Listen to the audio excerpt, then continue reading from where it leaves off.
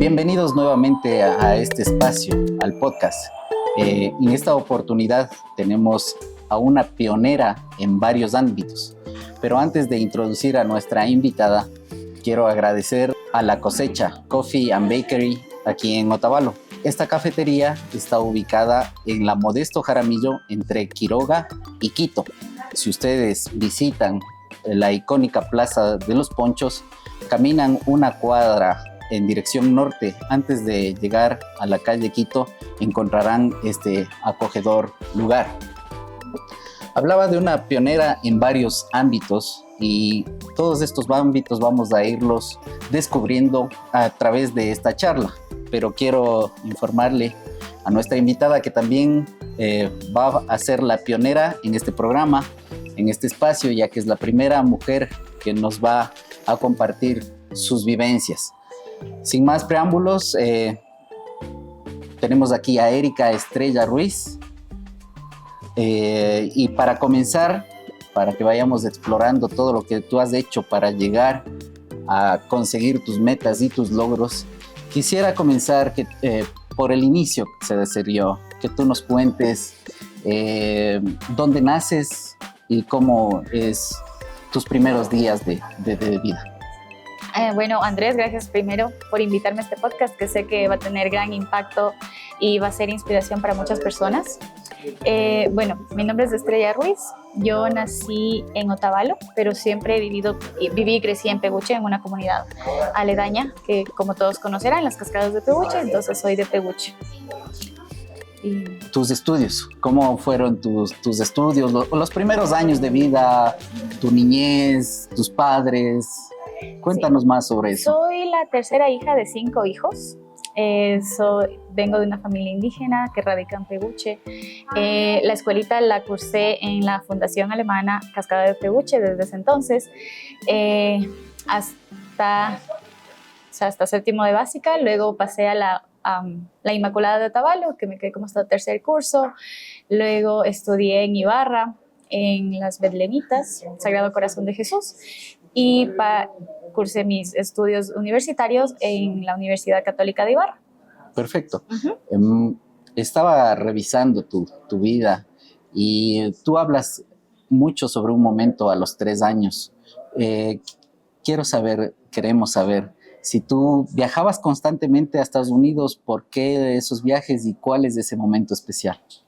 Bueno, si bien es cierto, nosotros como otavaleños somos bastante conocidos por ser mindalaes, que viajábamos desde pequeños a diferentes países. En esa oportunidad, yo a los 3 años, mis papis me dieron la oportunidad de viajar en avión a Nueva York, que obviamente no eran solo vacaciones, sino también íbamos a vender artesanías, porque pues obviamente con 3 hijas en ese entonces no era fácil simplemente irse de vacaciones, sino que también ayudarse de alguna manera vendiendo artesanías. Y ese fue como el primer momento en que yo me subí a un avión, y que mi mami me cuenta hasta ahora que siempre cuando yo vi a las tripulantes de cabina, azafatas, aeromosas, como queramos llamarlos actualmente, yo dije, yo quiero ser como una de esas señoritas. Entonces mi mami dice, tú desde chiquita sabías que un día quería hacer eso. Y eso fue algo que me marcó siempre. Volviendo a tus orígenes, tú me dices que te desarrollaste en Peguche. Si yo vuelvo a mi niñez, yo veo que en la niñez en Otavalo, y mucho más si es en Peguche, no tienes esa visión tan grande de hacer cosas fuera de donde tú te desarrollas. ¿Cómo nace tu imaginación? ¿Cómo vuela tu imaginación a apuntar a algo más alto? Yo diría que lo debo bastante a mis papis, porque nosotros, bueno, mis papis tienen un local de artesanías y siempre hemos estado rodeados de turistas, de extranjeros que siempre venían con historias, siempre venían como para visitar obviamente Ecuador, para subir a las montañas, para visitar Galápagos, para cualquier cosa. Venían abogados, en una de esas vino una señorita que era azafata. Entonces yo creo que eso ayudó de cierta manera a que yo vea que sí hay algo fuera, y obviamente el impulso de mis papás, que siempre me apoyaron como que tú puedes hacer lo que quieras, cuando quieras, nosotros te vamos a apoyar. Entonces siempre, eso fue súper primordial para mí, que sí, obviamente si hubiese tenido unos papás que creo que yo, si es que me hubiesen como cerrado la idea de que tienes que quedarte aquí en la comunidad, no puedes hacer más, tienes que casarte, tienes que hacer tal cosa, creo que sí me hubiese frenado, pero la idea de mis papás sí me abrió.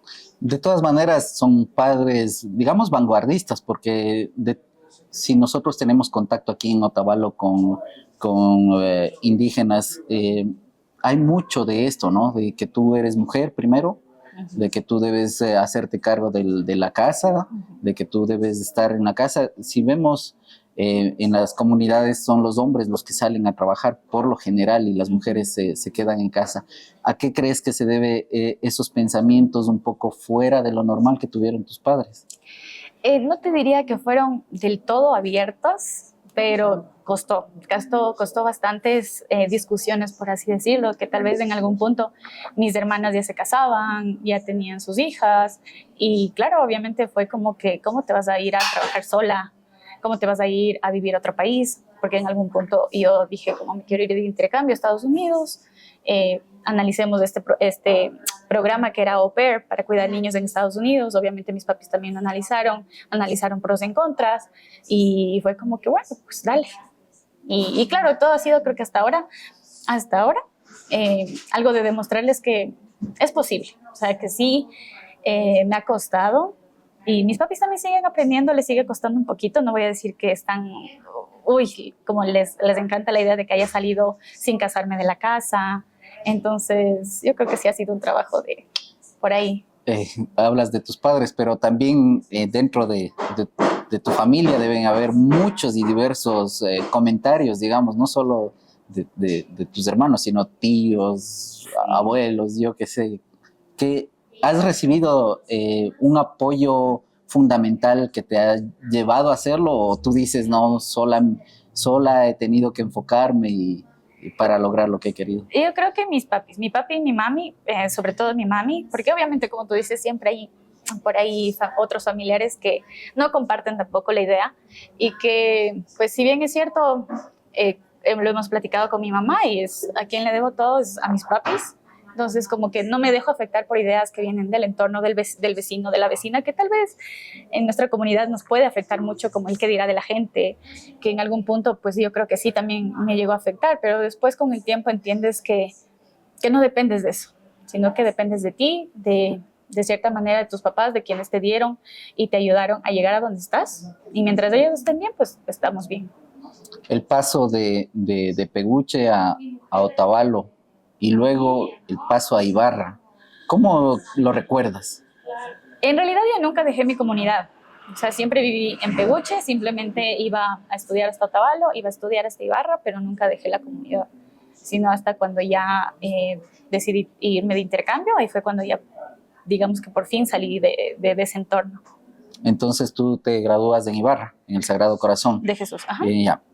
Una vez graduada del colegio, ¿cuáles fueron tus pensamientos? ¿Cuál fue tu visión? ¿Y qué hiciste en esa época?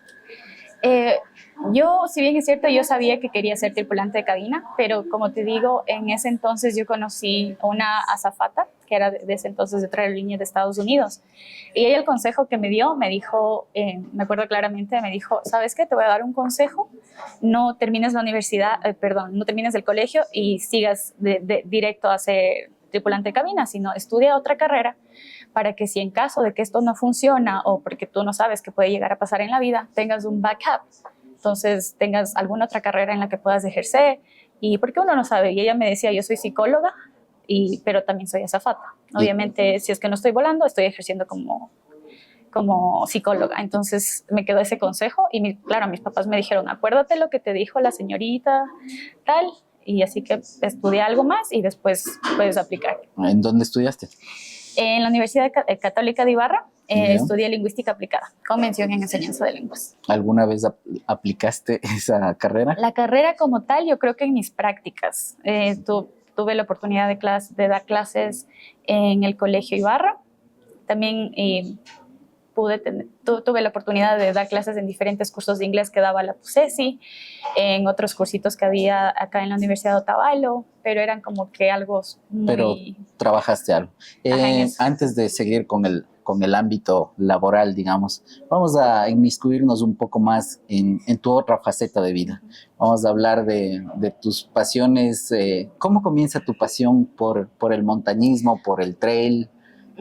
¿Eso es antes o luego de lo que estamos hablando? Es después, pero yo creo que como te mencionaba un poco antes de empezar la entrevista, yo creo que todo se da en el momento justo, cuando estás listo, cuando estás preparado. Y si bien es cierto, yo nunca fui muy atleta, desde el colegio, desde la escuelita, nunca fui la atleta desde niña, sino que más bien mi historia empieza ya más tarde, cuando ya tenía 24 o 23 años, que vivía en Estados Unidos de intercambio y casi al finalizar el programa empecé a hacer trekking en Estados Unidos. Pero cuando yo ya iba a regresar, sabía que, si bien es cierto, todo el mundo habla del homesick, cuando tú dejas tu país natal para viajar a otro país que te va a dar la añoranza de tu país, que la comida, que no sé qué, pero no hablan de la otra idea, que es el reverso del homesick, que cuando tú regresas de un país donde estuviste 3, 4, 5, 6 años y ya te habías acomodado a la idea, al entorno, al ritmo de vida, y tú regresas a tu país. A las facilidades. Sí, y tú regresas a tu país y te das cuenta que está lo mismo. Entonces es como que dije, no, a ver, voy a regresar a Ecuador y no me quiero deprimir, para serte honesta. Entonces dije, estaba haciendo trekking allá, voy a buscar la manera de hacer trekking en Ecuador. Y me puse a buscar grupos ahí en Facebook y ahí encontré una salida a mi primera montaña, que es el Casahuala, aquí en Ecuador. Había una salida desde Ibarra, me acuerdo. Y fuimos, cuando yo llegaba, yo dije, va a ser un trekking normal, o sea, no me imaginaba la gran cosa. Iba solo con mis zapatitos de trekking, un legging, una chompita, o sea, casual. Pero me topé con la sorpresa de que cuando estábamos en camino, comienza a llover. Y yo dije, pues no, o sea, los chicos van a decir, está lloviendo, ya no vamos, ya se interrumpe. Pero nada que ver, más bien me dicen como que, chicos, prepárense, nos vamos a la montaña. Y yo como que, ¿qué? ¿En esta lluvia? ¿Cómo? Entonces sí fue como que, ok. Pero claro, nos dimos a la aventura. Y creo que ese ascenso fue primordial porque con todas las personas que yo subí, comenzaban a hablar de muchas montañas, del Sincholao, del Cotopaxi, del Cayambe. Y claro, me llamó mucho la idea y dije como que yo quiero subir esas montañas. Y claro, me di como el trabajo de unirme a diferentes agencias, a diferentes grupos, y fui subiendo diferentes montañas que me llamó mucho, mucho la atención. Me encanta. Yo digo que actualmente la montaña es mi escuela de vida. He aprendido muchas cosas ahí, a ser humilde, a trabajar en equipo. Entonces sí, es muy, muy fascinante eso. ¿Cómo entrenabas, si cabe el término, esta actividad, tanto en Estados Unidos y luego aquí ya en Ecuador? Aquí en Ecuador ya se volvió más... como que me apasione más, porque si bien es cierto, al principio yo hacía media montaña, que son consideradas montañas que son menores a 5.000 metros de altura, pero cuando yo ya me metí a la alta montaña, sabía que necesitaba hacer más, sabía que necesitaba entrenar más fortalecimiento. Algún amigo que me encontré en ese entonces me dijo como, oye, empieza a correr, y ahí empezó también un poco de trail running, que también empecé a hacer. Me dijo, empieza a correr, sigue haciendo fortalecimiento para que ganes mejor resistencia en la montaña, vayas a mejor ritmo y no te canses tanto, no vayas tan lento. Entonces creo que ahí empezó como la idea del montañismo, de alta montaña, que ya empecé a ir al Cayambe, al Cotopaxi, al Chimborazo, a la Antisana. Y obviamente todos mis amigos, todos los que se han juntado a lo largo de mi vida, que me iban invitando a una montaña, a la otra, y se ha dado. Qué chévere. Y también veo que la mayoría de carreras de pavimento, digamos, de asfalto, las has hecho en Estados Unidos. Sí, eso es lo chistoso. Bueno, una vez que yo estaba haciendo montañismo y ya logro entrar a esto de ser tripulante de cabina, que creo que ya lo retomaremos otra vez, de entrada me mandan a vivir en Guayaquil, que es la costa. Entonces, cuando yo ya sabía que tenía que irme a la costa, mi papi me dice, o sea, obviamente yo dije como que no quiero dejar la montaña, voy a perder la aclimatación y todo. Entonces mi papi me dijo, no lo tomes como que vas a dejar la montaña, sino que vas a ponerle una pausa. Y cuando tengas que regresar, vas a regresar. Entonces dije, ok. Y ya me fui a vivir a Guayaquil, viví como 4 o 5 meses. Y yo creo que ahí es cuando otra vez todo se da por algo y empiezo a meterme en el running, porque si bien es cierto, en mis tiempos libres yo ya no sabía qué hacerme. En Guayaquil no tenía montaña, no tenía cerritos para subir. Y dije, pues, o sea, tengo un parque ahí al frente de la casa, me voy a poner a correr para no perder como la actividad física. Seguía entrenando con un poco de fuerza, pero dije, necesito salir de la casa para hacer algo. Y comencé a correr alrededor del parque. O sea, obviamente, empíricamente no sabía nada, no tenía idea de nada, solo empezar a correr poco a poco, poco a poco. Y una vez que yo regresé ya a Quito, dije como que voy a seguir corriendo, pero ya me había quedado como el bichito de estar en Guayaquil, porque para quienes no saben, creo que en Guayaquil es en donde encontramos medias maratones y maratones. Más bien en la sierra manejamos más cortas distancias como 5K, 10K, hasta 15K. Se debe más al nivel al desnivel, más bien dicho, del suelo. La mayoría de carreras de larga distancia necesitan un nivel, exacto, digamos, plano. Ajá, entonces yo, claro, obviamente crecí con mi papá, que él toda la vida ha hecho carreras 5K, 20K, obviamente él también llegó a hacer una maratón, que creo que también fue como que me quedó un bichito por ahí, que también te contaré, y de ahí nació la idea de que como que sí puedo correr, ya hablé más con mi amigo y le dije como que oye, quiero que me entrenes para correr un poco más en pavimento, y una vez que ya apliqué a la maratón de Chicago y me aceptaron, y ahí fue cuando ya dije, voy a entrar, o sea, ya entréname para esta maratón. Y ahí es cuando ya empecé a meterme más, empecé con los entrenamientos en pavimento. Obviamente él me dijo como que no sabes a lo que te metiste, así que vamos a ser más disciplinados, tienes que hacer las cosas bien, va a haber un momento en el que vas a querer botar la toalla, pero vamos a darle. Y yo, ok. Y a la par sabía que también quiero aplicar a la Maratón de Nueva York del próximo año.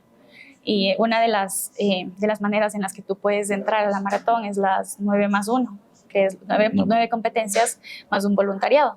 Y es por eso que, aprovechando mi trabajo como tripulante de cabina y que tenemos rutas a Nueva York, dije, pues puedo hacerlo. O sea, voy a llegar tales días y puedo hacer como esos días la carrera, llego, hago la carrera y me regreso. O sea, dije, sí, va a ser facilito.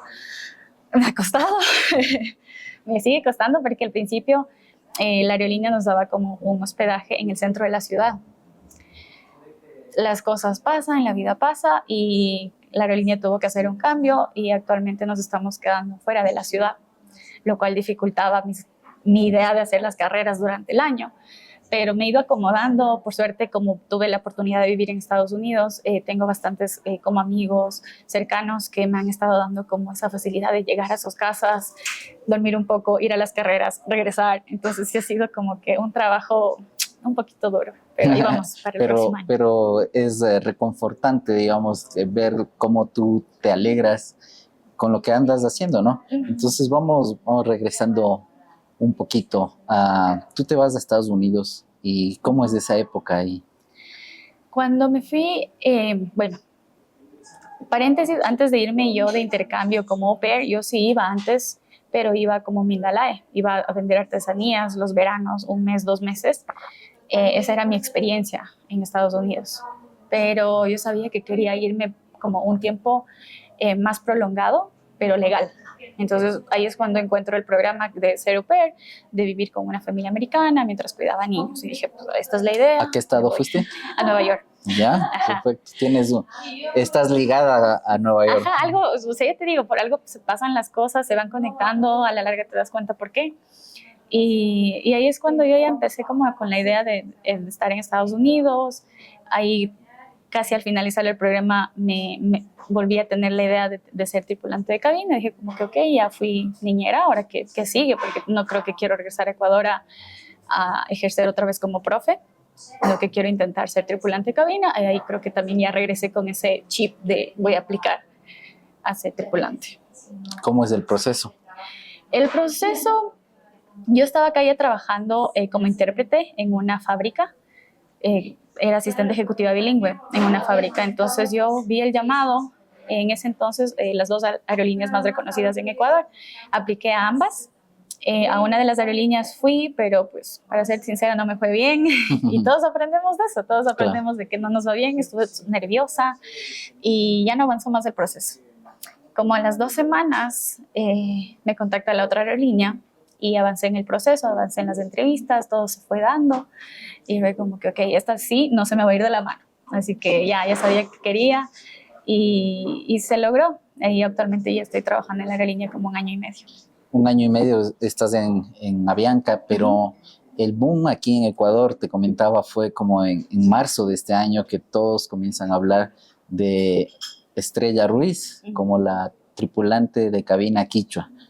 Cuéntanos, ¿por qué crees que se dio esas noticias aquí un poco tarde, digamos? Y yo no diría que tarde, sino que tal vez simplemente no se dio y ni siquiera yo lo vi como esa manera en la que iba a tener tanto impacto en la sociedad. Porque para mí yo estaba cumpliendo una meta como cualquier otra persona que puede decir, yo quiero ser abogado y en un punto voy a ser abogado. Yo lo vi así. Pero obviamente esta entrevista se dio como el año pasado, a finales del año pasado en Colombia. ¿Fue en alguna revista? En una revista en Colombia, ajá. Okay. Entonces pasó eso en la revista y el siguiente año, por el Día de la Mujer, la revista y la aerolínea me contactan, me dicen, oye, queremos hacer como este espacio para que se note que también, o sea, hay mujeres indígenas y se dio el tema. Entonces dije como que bueno, está chévere que salga acá también. Y ahí apareció en los medios acá en Ecuador y ahí fue como que la gente se enteró, porque obviamente, si bien es cierto, la aviación hace años fue como encapsulada para cierto sector y era muy difícil meterse. Sí, por así decirlo, era como, no era tan fácil de que tú apliques y a veces también creo que es como la visión que tú tienes y te limitas de por sí, ya la perdiste. Entonces, creo que muchos nos faltó eso, de que tal vez alguien dijo como que quiero ser, pero me da miedo. Y en algún punto no se atrevieron. Y no sé, yo creo que yo no lo vi como que me da miedo, no me van a aceptar. Y dije, pues si no es un no más y voy a seguir aplicando. Y simplemente apliqué, pero obviamente ya te digo, o sea, yo no pensé que iba a tener ese impacto en la sociedad, porque no sabía que había muchas personas allá afuera que también en algún punto quisieron y no se atrevieron. Y yo creo que más bien es eso de que no se atrevieron, porque no he escuchado historias de que me atreví y me negaron o cosas así, sino que simplemente no se atrevieron. Y a veces la idea en la vida en general es atreverse. O sea, si ya tienes el no como respuesta, anda por el sí. Entonces yo me atreví y dije como que ya tengo el no. Y vamos a ver qué pasa. Y yo me atreví y se dio y todo el mundo como comenzó por acá, yo también quise y ahí fue como el impacto de que otras jóvenes, otras personas, también fue el sueño. Y ahí es cuando como que tuve un poquito de impacto, como de inspiración por ahí. ¿Y cómo lo tomaste el recibir las noticias? No sé si se contactaron más personas que querían una entrevista contigo. ¿Cómo lo tomaste? Debe ser una responsabilidad, porque tú mismo dices, es como que nadie se atrevía, yo me atreví y quiero inspirar a más personas. Exacto, o sea, sí, no te voy a negar, yo creo que manejar esto de las redes o de los medios es bastante complicado y lo entendí en ese punto que hubo el boom, porque así como hay cosas lindas, comentarios bonitos, hay comentarios que en algún punto son malintencionados y te llegan a afectar. Entonces fue ahí como que tomé un freno y dije, no puede estarme afectando el comentario de usuario 2223, que no sé quién es. Y claro, dije como que yo sé por qué estoy aquí, yo sé quién soy y no puedo dejarme afectar por eso. Y más bien como tomar lo que los mensajes de algunas niñas de 12, 13 años que me llegaban como que eres inspiración, quisiera hacer lo mismo, como lo hago. Entonces dije como que quiero ayudar en ese sentido y guiarles de cómo puedes llegar allá. Obviamente dándoles el mismo consejo que yo recibí hace como 15 años, en que ten un backup, ten otro plan, porque tal vez este no funcione y tienes que optar por el siguiente. Entonces también he tratado de darles la inspiración por ahí, como que no te enfoques solo en eso, trata de estudiar algo más a la par y cuando tengas que aplícalo todo, ten preparada tu hoja de vida y cositas así. ¿Cómo es tu día a día? ¿Cómo es tu vida? Nos estabas contando que tienes problemas pues, de meter las carreras ahí los fines de semana, pero más o menos, o sea, como tú dices, en nuestra época, como anterior a la tuya, como que las aerolíneas eran para cierto sector. Y entonces uno no se imagina o no piensa mucho en cómo es la vida de una tripulante de cabina. ¿Tú nos puedes ampliar un poquito más de esas vivencias como tripulante de cabina? ¿Cuáles son los sacrificios que haces? ¿Cómo vas de ciudad a ciudad? ¿Dónde duermes?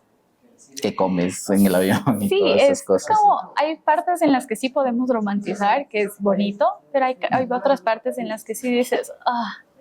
Entonces yo creo que a veces, pues para empezar, obviamente no tenemos un horario de oficina que es de lunes a viernes de 8 de la mañana a 5 de la tarde, nada que ver, jamás en la vida. Hay veces en las que empezamos a las 3 de la mañana, terminamos a las 5 de la tarde. Hay otras veces que empezamos a las 5 de la tarde, terminamos a las 3 de la mañana. Hay veces en las que tenemos 2, 4 vuelos, regresamos a la casa, hay otras veces que dormimos fuera. Obviamente la aerolínea tiene esta parte bonita, se puede decir, que al destino al que tú llegas obviamente a hoteles que son bastante reconocidos, que las aerolíneas tienen tratos con ellos, entonces llegas a hoteles de 5 estrellas, que tienes facilidades, desayuno, piscina, todo. Pero obviamente en algún punto estás tan cansado que solo llegas al hotel, duermes, comes y con las mismas sales del hotel. O sea, sí llega un punto en el que estás cansado. Y creo que eso simplemente es manejarlo. Admiro a muchos de mis compañeros que tienen familias porque también se vuelve complicado a veces como salir antes de que tu hijo se despierte y después llegar y tu hijo ya está dormido. Entonces admiro mucho a muchos de mis compañeros que pasan por esto. Y de la misma manera hay momentos como Navidad, feriados. Nosotros no tenemos feriados, no existen para eso, a menos que puedas pedir como con tiempo de antelación ciertos días, pero no te van a dar, no te garantiza que te van a dar. Entonces, como que sí tienes que irte acoplando a muchas cositas, hacer cambios a tu ritmo de vida, que incluso puede ser un poco complicado con una vida activa con el deporte, que sí se vuelve complicado porque a mí también me ha costado como que dónde meto el entreno, o sea, meto mi entrenamiento antes de ir a volar o después de ir a volar, porque no se rinde igual. Claro, y no solo el entrenamiento activo, digamos, sino el entrenamiento, el post-entrenamiento, que es el descanso, el sueño. Exacto. Debe ser bastante Entonces, complicado. claro, sí, muchos a veces comentarios de mis compañeros me dicen, ¿cómo logras irte a entrenar llegando de un vuelo de 6 horas? Yo tengo que hacerlo porque si no, ¿cuándo lo hago? Y cuando uno quiere, se puede, se encuentra tiempo. Si son 30 minutos, dale esos 30 minutos porque tu cuerpo lo va a agradecer. O de tal vez tus miedos, la turbulencia, no sé, estar en el aire ya de por sí me causaría, por tanto tiempo, por tantas horas, me causaría un poco, no sé, al menos, no sé si temor, al menos algo de inquietud. La turbulencia, no. Nosotros siempre les decimos, el lugar más seguro en donde van a estar ustedes es en el avión. O sea, si vas a Google, si vas a buscar estadísticas, como el índice de accidentes aéreos es mínimo a lo que tú encuentras en automovilísticos o salir a la esquina a botar la basura y que te pase algo. Entonces es como, no les pasa nada. A veces sí la turbulencia puede llegarte a acelerar los nervios, pero es chistoso cuando a veces estás en plena turbulencia y todos los pasajeros se abrochan el cinturón y te regresan a ver y nosotros, jaja, así como que no está pasando aquí nada, relájense, así como que no pasa nada. Y sí, es porque los capitanes, los pilotos, todos están preparados para manejar esas situaciones. Los aviones están demasiado preparados para ese tipo de situaciones meteorológicas, por así decirlo. Entonces, ustedes tranquilos que están a salvo. Bueno, regresemos entonces al deporte. Comenzaste, me dices, hace 3 años en Guayaquil a correr. ¿A correr? No, ya 1 año y medio. Año y medio. Ajá, a correr en asfalto, por así decirlo. Sí. ¿Y cómo fue esa preparación para un maratón? Es tu primer maratón, ¿no? Mi primer maratón. ¿Y tú crees que fuiste la primera otavaleña en correr un maratón en Chicago? En Chicago podría ser. Podría ser, ¿verdad? Mujer otavaleña, sí. Como otavaleños como tal, no te podría decir. Mi papá corrió la maratón de Nueva York en el 2006, que creo que ahí nació la idea de que yo ni siquiera sabía que era la maratón de Nueva York, que todo el mundo se emocionaba con la maratón de Nueva York y así como que ya es una maratón, ya. Pero claro, en el local, como te cuento, en el local de mis papis de artesanía, siempre que los turistas venían, porque muchas veces los extranjeros entienden más de esto y nosotros no le ponemos tanta importancia.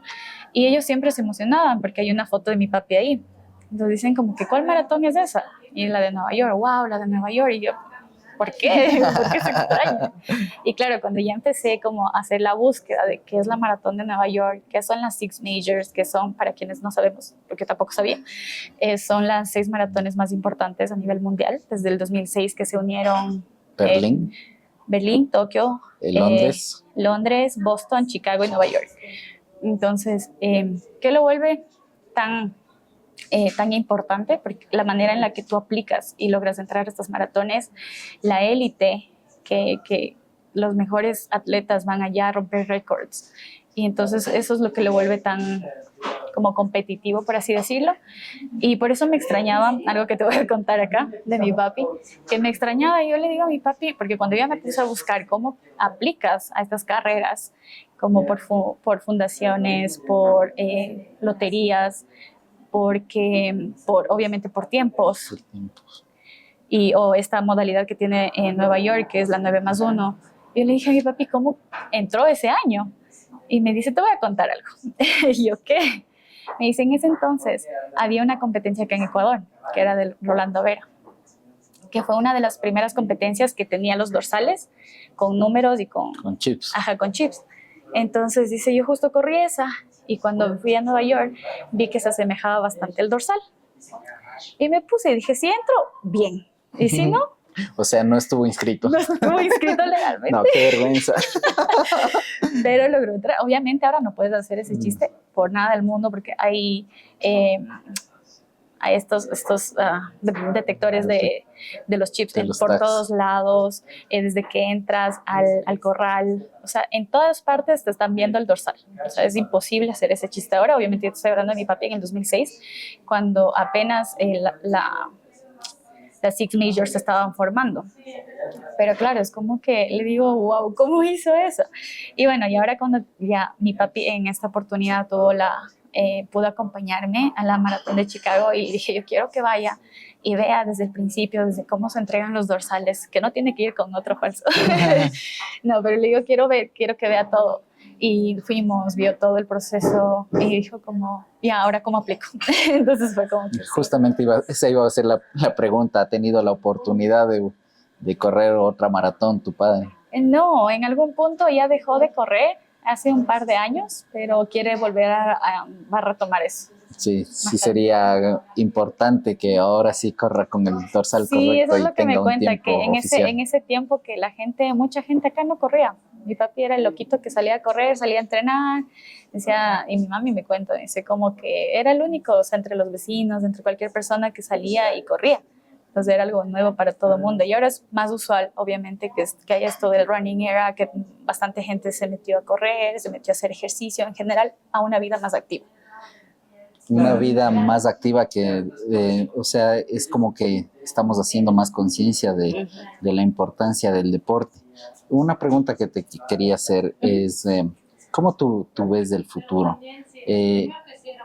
Tú que tienes tanta experiencia, has podido recorrer diferentes países, ¿cómo ves el futuro, no solo de Ecuador, sino de la humanidad en sí? ¿Cómo lo ves con algo, digamos, de esperanza o qué piensas? ¿Te has puesto a pensar en eso? Yo creo que sí, pero nos ha costado y lo vemos desde el cambio climático, lo vemos desde muchos problemas sociales, políticos, pero creo que sí hay bastantes sectores que ya están tomando conciencia en diferentes ámbitos, tanto como sobre la naturaleza, sobre temas sociales, guerras y cualquier cosa. Creo que hay esperanza, creo que tenemos que, con nuestra generación actual. Sin embargo, tenemos que enfocarnos, creo yo, en las generaciones que vienen, en los hijos, sobrinos, primos, en los chiquitos. Yo creo que el enfoque también tenemos que buscar apuntarlos a ellos, porque ellos vienen después de nosotros y de ellos va a depender también.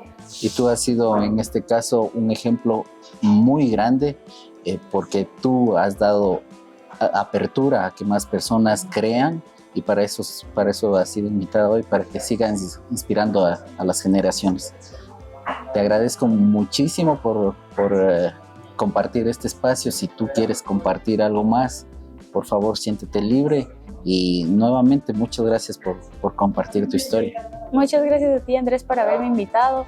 Yo creo que solo les diría a todas las personas allá afuera que si tienen un sueño, si tienen alguna meta, por más loca que esta pueda parecer, háganlo porque literal el mundo está hecho de ideas locas que uno a veces dice eso es imposible, y no es imposible, sino es simplemente difícil porque nadie todavía lo ha hecho, pero no significa que no se pueda hacer. Entonces hay que hacerlo, atrévanse, y los sueños están para cumplirse. Muchísimas gracias. Muchas gracias a todos los que nos han visto y escuchado en este 5º episodio del podcast. Por favor, compartan, porque tal vez hay alguien ahí afuera que necesita escuchar las palabras de Estrella Ruiz y que se va a sentir seguramente muy inspirado por él. Muchísimas gracias nuevamente y éxitos en... No, última pregunta. Okay. Permíteme una última pregunta, me olvidaba. ¿Cuál es tu siguiente carrera? Bueno, mi siguiente meta, por así decirlo, es la Maratón de Nueva York, pero todavía nos queda un año entero, así que se vendrán muchas más, yo sé. ¿Y en cuanto a lo laboral? A lo laboral seguimos como tripulante cabina. Todavía no tengo el tiempo para aplicar a jefe de cabina, así que también eso vendrá con tiempo y cuando sea el momento. Ahora sí, muchísimas gracias. Una buena tarde. Gracias.